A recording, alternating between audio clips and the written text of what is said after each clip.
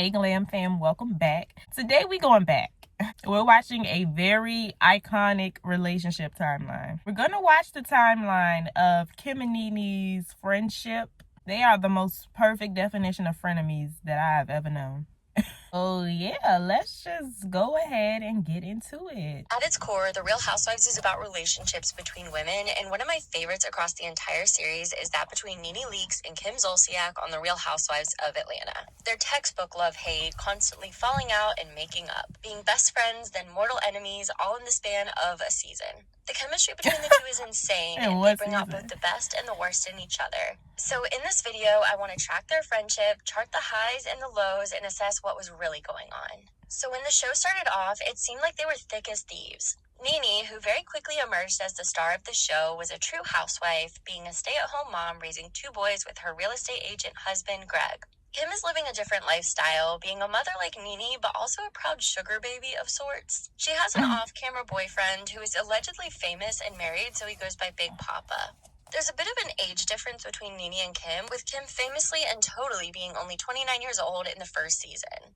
You are 29, you're standing by. I'm 30 now. You're 30 now. I'm 30 now. Born in 1978. But the two seem to be genuine friends, having a great time wherever they go, be it shopping, out to lunch, or to all the hottest parties in Atlanta. But, according to one Sheree Whitfield, who I assure you will be a very important player in this saga, the two had only recently reunited after a previous falling out before the show started filming. In Not All Diamonds and Rosé, a book that dives deep into the Housewives universe, which has essentially become a sacred text to me, she alleges that Nene and Kim hadn't been speaking prior to filming due to some sort of real estate fiasco with another Big Papa, and had only gotten back together to film the show. I guess we'll just have to take Sheree's word on the veracity of this, but when the show began, the two were clearly in an upswing, hanging out many times in the very first episode. Nene was even by Kim's side as she changed into an outfit in a gas station parking lot before heading to a party at Sheree's house where they would face their first test. So the big drama going into the show was that Sheree and Nene had had a falling out right before filming started. Kim and Nene get to Sheree's party and are met with a shock. My name's there. Nene's isn't. While Kim's name was on the guest list, Nene's wasn't, and despite the cameras and producers in tow, Nene is not let into Sheree's soiree. Nene is upset that Sheree has humiliated her like this, and Kim bucks up and leaves the party with Nene. Sheree maintains that this wasn't intentional, but Nene doesn't buy it, and Nene and Sheree spend the season feuding. Kim is a bit caught in the middle because although she seems to just be getting to know Sheree... It's so funny how Sheree thought she was going to be the it girl of the show. And she couldn't take that Nene stole her shine. It kind of reminds me of Charisse and Karen. Two seem totally smitten with each other. You and I look so much alike. Do you know that? I think so too. I think We have a long face. Kim also reveals her dream of being a country music singer and begins making plans to realize this goal. Nene, voice of the people, thinks the whole thing is a bit ridiculous and makes fun of the whole thing when Kim plays her tapes of her potential songs, but points out that one is kind of catchy. Don't be tired of the party. Starts at 9:30, I'll be there by 8:30. As season 1 progresses, we see Sheree and Kim grow closer, which upsets Nene. Kim feels in the middle, and Nene doesn't seem to like that the decision isn't an obvious one, and begins to cozy up to fellow season 1 housewives, Deshawn Snow and Lisa Wu. Until we raise millions tonight in our friendship and our friendship of course. It's at a party with the two of them and their husbands that things start to really sour. After speaking poorly of Sheree, she begins to drunkenly sing a song in the limo on the way back home. I know I sound 29, but I know I'm really 80. Wow. That's your friend. It's clearly about Kim, and Lisa Wu reports Nene's antics back to Kim and Sheree, causing the two to snub Nene at a shopping outing. It's officially war, and poor Deshawn has become a... I don't know why my mom was on. I knew that Deshawn's hanging out with Nene, so when I realized it was her, I didn't want to deal with it. So Lisa really did tell Kim? Kim also takes action, sending an absolutely iconic text to Nene. She says in the text, I can't believe you talked about me. I remember You have no class. You are so evil. Don't ever call me again. You are a low-budget bitch. Nene's take is that Kim is being manipulated by Sheree say, but if she is, it's working because they spend the rest of the season as a duo, not showing up to the other ladies' events. It's a shame that the rift ended up happening because around the time of their split, Nene ends up getting the devastating news that the man she always thought was her father, Curtis, wasn't after all. I noticed when watching these early seasons back just how much emotional turmoil Nene was put under that I think has gone under-acknowledged. She's so funny and quotable that that's really what she's known for, but I think seeing her deal with these emotional moments also gave her so much heart and is part of the reason she's one of the most loved housewives in those early days. We saw her dealing with this mostly alone, as her husband Greg didn't support her dredging all this up, her kids were too young to really be there, Lisa Wu and Deshaun were new friends, and she had fallen out with both Sheree and Kim.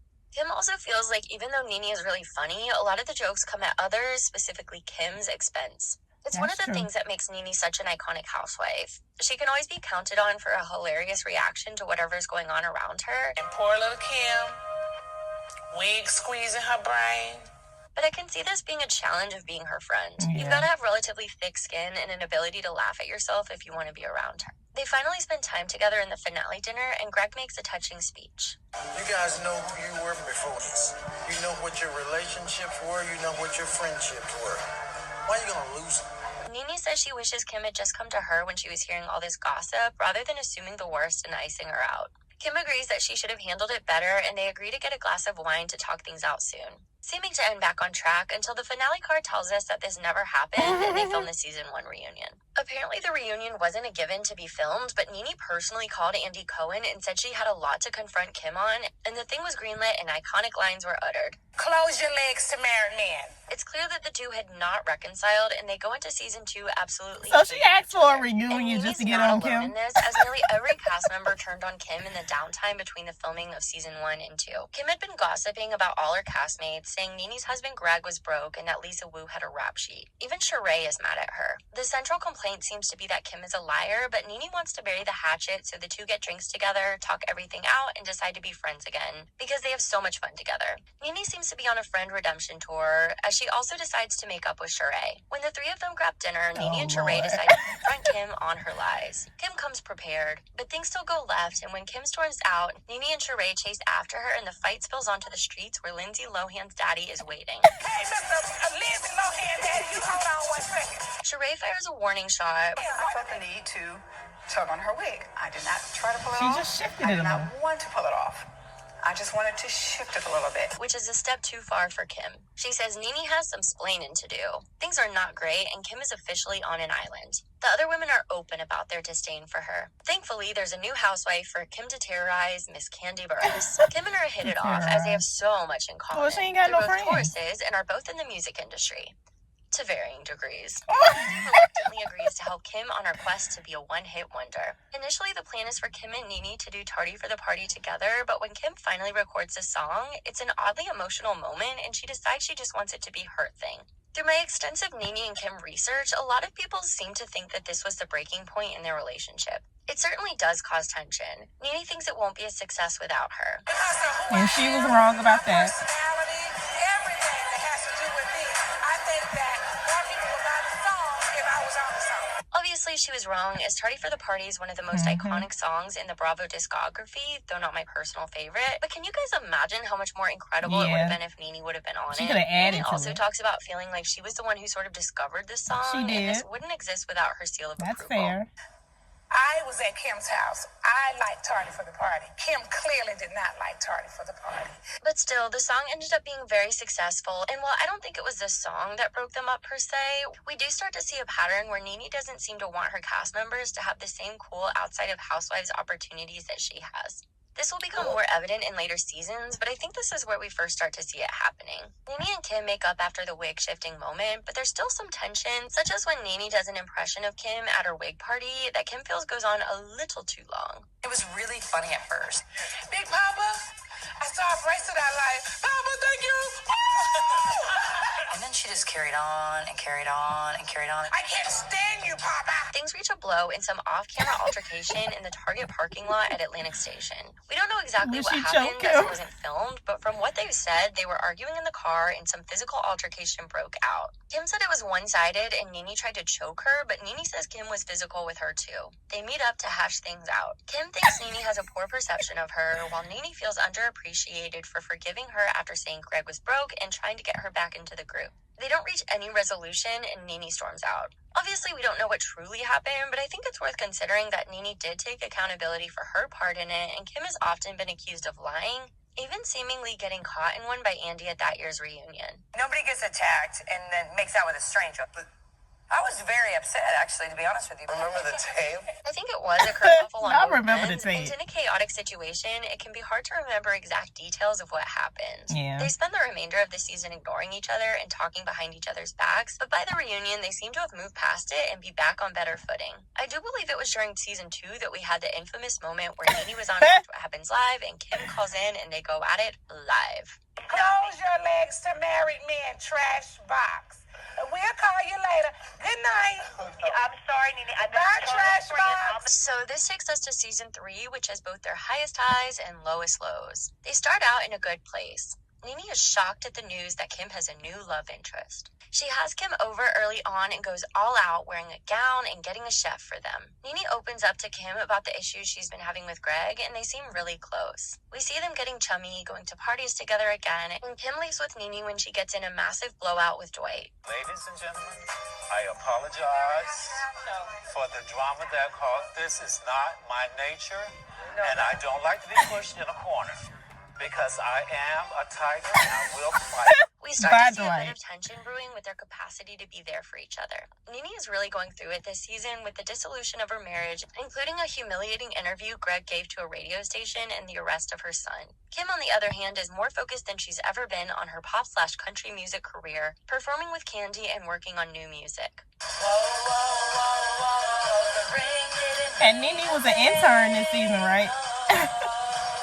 She also meets her future husband, Croy, midway through the season. I've never in my whole life seen an ass like that. So she's not able to be there for Nene in the way she needs her to be as she's going through such a heavy time. Nene also feels like Kim keeps trying to relate her situation with Greg to how big Papa is, and it doesn't feel like the two are quite on par. Kim and I can never really have a serious conversation. Every time I talk to her, she said, Papa's that way. Papa, Papa, Papa. Still, we see that Kim cares a lot for Nene, just maybe in a more of a superficial way. She gets weirdly protective of Nene during the infamous friendship contract situation. This contract is only null and void if one of us is unexpectedly killed.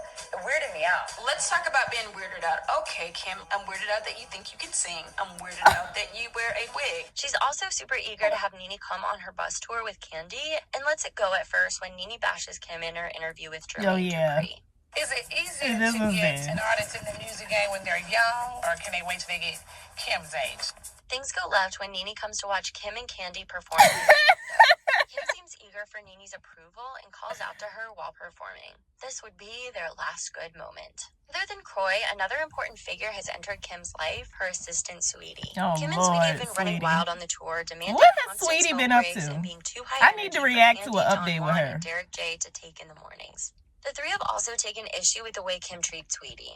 They feel she barks orders at her and is generally disrespectful. I think Kim was intending for it to be a bit, as we see a lot of scenes of the two at home with Kim screaming out for Sweetie to do something for her. Oh my God. Hold on, y'all. I don't know why my alarm keep going off. It always something when I'm trying to record a video. If it's not y'all notifications coming up, it's something. But it didn't come off that way in practice. Kim wasn't seeing the subtext of her yelling at a black woman who works for her in such a condescending way. Candy, Don Juan, and Derek J try to talk to her about it, but Kim just doesn't get it. When Nene joins the bus to head to meet the rest of the girls in Miami, tensions erupt completely. Nene starts by making fun of Kim singing, as she has done countless times in the past, but since Kim's seeing herself as a real artist these days, she gets upset. Kim calls Thomas Kramer, notorious Housewives pot stirrer, whose home they will be staying at in Miami, and requests rooms for Sweetie and Don Juan, which upsets Nene as it was supposed to be a girls' weekend focused on Cynthia. When Kim says this is a work trip for her and Candy, Nene unloads completely on her. releasing everything that's built up. She says Kim isn't a real singer and treats people terribly, specifically Sweetie. She says she treats her like a slave and is disrespectful. Kim is offended by this, but Nene feels like she needed to say something because it's unacceptable how she treats Sweetie. Nene has alluded to Kim's racial insensitivity as early as season 1, and would continue to do so time and time again, even up to And recent Sweetie years got when she mad. filed a Like, lawsuit girl, against these women not Bravo, trying to help which you. said in part that Kim was racist towards her. Kim feels like she can't possibly be racist, but we see time and time again her do things that kind of make you wonder. But while I don't think Kim is dumb per se, I think she's not a very deep She thinker has and isn't great at seeing microaggressions. subtext or the words that aren't spoken. She's incredibly self-absorbed and has this unending confidence in herself. And while sometimes that makes for fun TV, it also means she can't really wrap her head around what the women tell her time and time again. That despite her insistence that she isn't racist, she does racially insensitive things quite often, and she needs to reevaluate if she wants to be in an all-black friend group. Let's put a pin in this for now because it will come up again. So back to the bus. The fight continues to escalate as the women jab at each other's careers. Kim thinks Nene is jealous of her success and can't stand that things aren't all about her. Nene thinks Kim is second best. Kim calls Nene an intern at 11 Alive, and they argue about her show. I guess the fight is truly about who is really the star of the Real Housewives of Atlanta. And while the But it's answer is obviously clearly Nene. Nene, both of them are reaching massive levels of success, and one person's opportunity shouldn't take away from the other. That's true. I think because they are the two strongest personalities on the show, at least at that point, they've gotten really competitive with each other over who is the bigger star and who should get more love and attention. It's hard to be friends with someone if you can't see them as your equal and can't root on their successes. The fight turns into nasty You should not be looking at your friends as and eventually competition. Nene gets up and lunges That's at Kim, weird. forcing a shell-shocked Candy and Don Juan to have to intervene. Kim says the friendship is over at this point. When they finally reach Miami, the fight spills off the bus into the eccentric Miami mansion they're staying at. Cynthia, Phaedra, and Sheree are forced to put the pieces together of what exactly happened, and Nene and Kim continue to spar on the trip, especially once Nene flies in her real BFF Diana to stay at the house, which sets Kim off again, as the whole fight was sparked initially by Kim wanting Sweetie and Don Juan to have their own rooms. They're left absolutely hating each other for the rest of the season, but turn their attention towards major life events, as Kim is now pregnant with her and Kroy's first baby, and Nene has decided to go forward with separating from Greg. So this takes us to season 4. I think season 4 marks a bit of a shift in the show, an end of an era, if you will, as both Nene and Kim have reached levels of success that seem to have eclipsed the show. Once Kim got married, heart really isn't in it she was done with them ladies. Kim and Kroy are about to have their baby and move into the mansion of their dreams, and she seems totally disengaged from the other women. It's almost like she was teasing her spin-off Tardy for the Party all season, as she films almost all of her scenes with her family, and they seem to be showing out for the cameras, with her daughter Brielle acting up, and tension rising with Sweetie not acting on her assistant duties, to Kim and Kroy's satisfaction. She's close with Sheree and sort of Phaedra and Candy, as they are all members of the Smalls Alliance, but she's definitely the weakest link and not the leader, as Nene implies on the South Africa trip. Nene, on the other hand, has reached new heights after a stint on The Apprentice. Her financial situation is better than ever, which she makes crystal clear during a fight with Sheree. While you were running your mouth with him, I was running to the bank, sweetie. And depositing a Trump check. Honey, Donald Trump. This fight severs her and Sheree's relationship for the time being. She's also not close with Phaedra and Candy, so she's kind of off on an island with Cynthia and eventually Marlo when she joins partway through the season. We're seeing a very different Nene here. Donald Trump has not gotten nearly enough flack for what he did to Nene, because after she was on The Apprentice, she becomes insufferably materialistic. She's really into labels. Guests are dressed in their nice Versace and DVS and their Gucci and their Christian Louboutins. And when Marlo comes along, it just gets worse. Don't get me wrong, she's still Nene Leakes and delivering some incredible moments. Okay. Whatever that means. It's getting weird. But I still need to get this watch. Bling, bling, bling. Bitches is mad. And it's great to see her achieving success, but she seems a little less into the show and kind of above it all. So moral of the story is that Kim and Nene both seem to be checked out from the show. The focus seems to have shifted more onto Candy and Phaedra, both of whom are having incredible seasons in year 4, but the anchor of the Kim, Sheree, Nene dynamic seems to be adrift.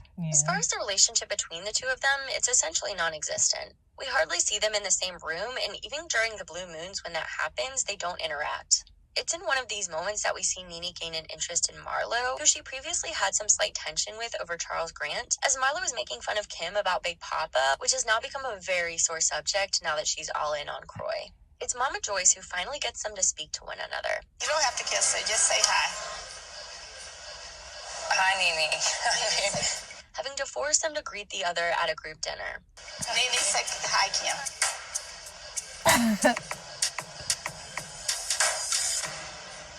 Hi. She tries, she really does, to get them back on track, but they explain it's simply not going to happen. Kim, surprise, surprise, wiggles out of the trip to South Africa, though to be fair, she's just given birth and moved, so we have several episodes where we barely hear from Kim at all. If you want a full breakdown on this trip, check out my Cast Trips Part 2 video, but one thing worth mentioning is that on the trip, Cynthia, in a rare moment free of her fellow Talls, had mentioned that she couldn't see Kim in Africa holding a baby, and Candy agrees that she can't picture Kim here. It's pretty innocuous in the moment, but Sheree runs it back to Kim, which flares up the tension between Candy and Kim, who really hadn't gotten back on better footing after they had the falling out over tardy for the party. This further isolates Kim from the Smalls, and while they do make up, Kim's only real ally is Sheree. Towards the end of the season, we see Nene fly out to LA and meet Ryan Murphy to discuss a role on Glee, and Kim gets engaged. They end this season having really achieved a huge degree of success. In terms of their relationship, they really don't interact much at all. They spar a few times at the reunion, but in a moment where they're reflecting upon Nene getting both Kim and Sheree on the show, Kim expresses some degree of appreciation for Nene because of all that she's gained from being on The Real Housewives of Atlanta. Marlo goes wild on Kim. You are a whore. But in terms of Nene versus Kim, it's relatively mild. So this takes us to season 5. Both Nene and Kim are starring on other shows, Nene's being The Scripted, The New Normal, which has her spending a lot of her time in LA. Kim is starring in her own spin-off reality show called Don't Be Tardy. Kim's life is in chaos because she's been evicted from her dream home. It's kind of all she talks about this season. Nene's gotten a bit more level-headed as she's feeling fulfilled with her acting career, which has really taken off. I have arrived. I have achieved. And I can't believe it. Everywhere I go, people know who I am. And it was just, I just had this moment of thinking, I can't believe these people know who the hell I am. And she's starting to rekindle things with Greg. She's in a really good place, but isn't super present on the show as she's in LA so much. Kim is kind of the same, except she's not in LA, she's at her house. To be fair, again, she's pregnant, so she's not doing too much with the other girls. It's kind of a situation you may not notice unless you're watching specifically for Kim and Nene, because Kenya Moore has stepped on the scene and immediately pulled all of the focus. Yes. We do have a few scenes with Nene and Kim, though. It seems like Nene is testing the waters of rekindling with Kim as she gives the green light for Kim to be invited to her female empowerment party.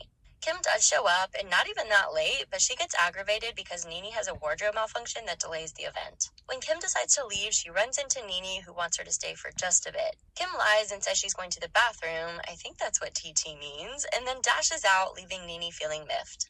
This is becoming an issue with all of the women, especially Candy, as they feel that she always has some excuse to not be with the girls. This comes to a boiling point when they all meet up for brunch to discuss the upcoming trip to Anguilla. Kim is kind of giving half answers to things about the trip, and when she's asked point blank if she's going, she says she has to run it by her doctor and then finally admits she's not going.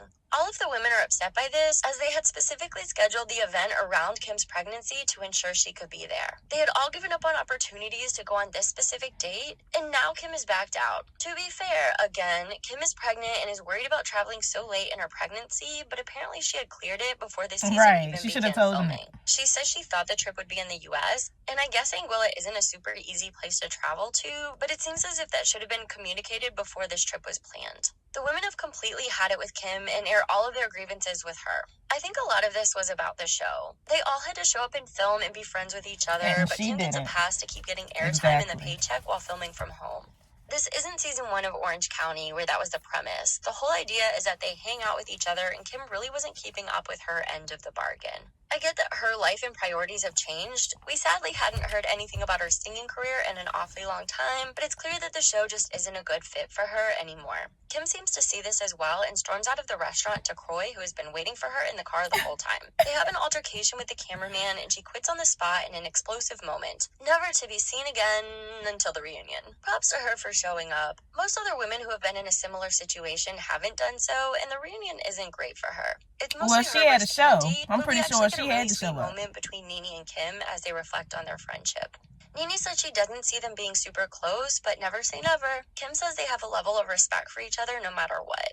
They've been close since before the show even aired, and Kim thinks Nene gets her better than anyone else. They end with a hug, and it's a very hopeful scene. So now Kim is out of the picture. Nene would last a little while longer before parting ways with the show for a brief period after season 7. Both of them popped up on the show here and there, but after a very controversial season 9, the show seemed to want to get back to its roots with the Sheree, Nene, Kim trifecta, and Nene returned as a full-time housewife and Kim returned as a friend of for season 10.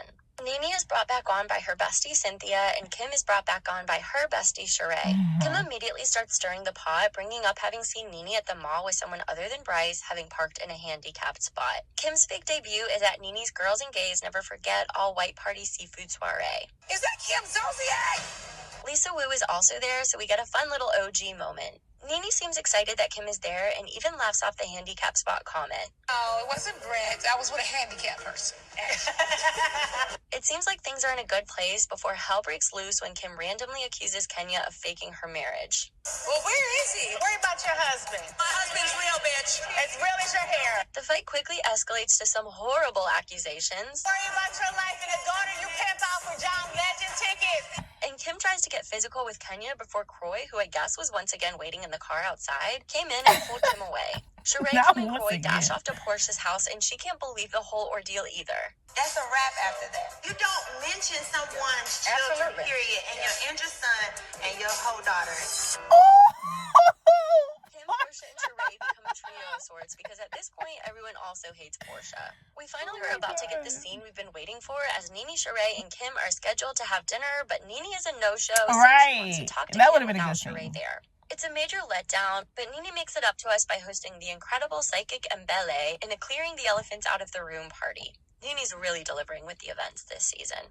If you want a full breakdown of this event, watch my psychic storyline rankings video, but basically Kim is acting like a bit of a diva, not playing by the rules, as annoying as they may be. This is a no cell phone zone.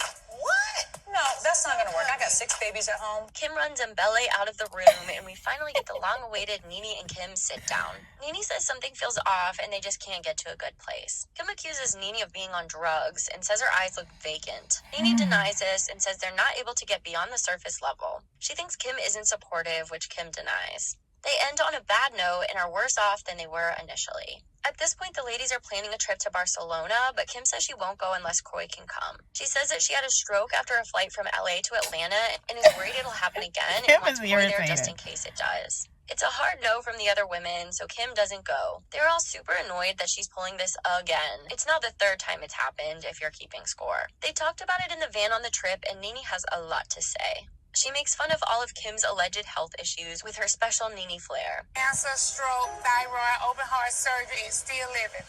I can't get over it. It's amazing. God is a good honey.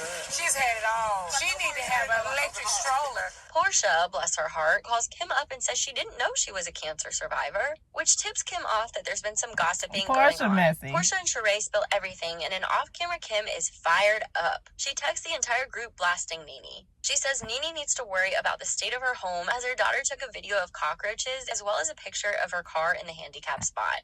Most of the women, sans of course Sheree, think this was way too far to go, as the sole intention by doing this is to humiliate Nene and imply she's gross or dirty. There's an extra layer of ickiness, as by bringing up roaches, it inflames racial stereotypes. Time out, just listen to me for a second.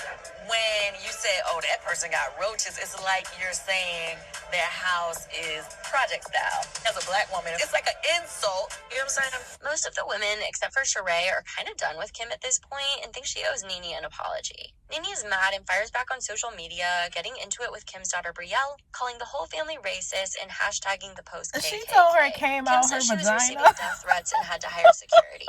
She filed a cease and desist against Nene, but then Nene made a nasty comment during a comedy show which caused a lot of negative attention to be lobbed her way, leading to her being removed from Candy's Escape tour and shifting her focus away from Kim. Kim goes to dinner with Candy and kind of seals her fate with regards to going forward on the show because they hash out all of their long-running issues, and while they end on a semi-decent note, it's clear that Candy doesn't really have time for Kim, as Kim never has time for any of the ladies. Sheree, on the other hand, has pledged her allegiance to the wig as she's defending him up and down and is very Pledged her anti-Nene with allegiance regards to the the wig. comments. Nene makes light of the roach thing at the finale party, which is a Halloween party hosted by Eva, coming as an exterminator with Greg as her roach.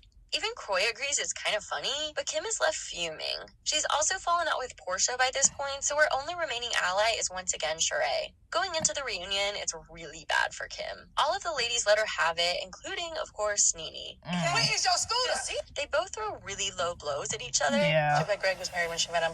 What about you dancing at Oasis for 20 years? And unlike season 5, I where never they thought hugged she it would out, come back the blood after just this. seemed bad. Kim ends her reunion on a terrible note, leaving a bad taste with the viewers. This whole racism thing in this day and age is bullshit. From there, we would get pops here and there on the state of their relationship, but there wasn't any major movement. Nene left the show 2 seasons later after season 12 and then would go on to file a lawsuit against the network, claiming they were fostering a racist environment. She made some bombshell accusations against Kim, saying that she called the women the N-word during season 5. She would go on to drop the suit, but it seems as if the door is closed on Nene returning. It would seem as if Kim would be out too, given her exit from the show, but rumors have been swirling lately that Sheree is trying to get her back on, and since her spinoff was canceled and she seems to be having financial issues of sorts, I'm sure the Bravo check and chance to be back on TV would be attractive. Well, she didn't really do anything to the production So it looks like people. we won't see them back together again on TV, which I would say is a shame if it was 2009. But it's not, and I think it's clear that what they once had is likely gone forever. Just let it They were go. two extremely Yeah. fun and entertaining women who are incredibly competitive with each other, and all that was exacerbated when they were thrown into the spotlight, and the stakes for what success looked like continued to be raised. Exactly. I think they both worked best playing off of each other. Nene is funniest when she's reacting to those around her, and Kim gave her a lot of material to work with. It didn't come off that mean, because Kim will always stand up for herself and fight back, and doesn't seem to let other people's view of her cloud her own self-image, so it didn't feel so much like punching down.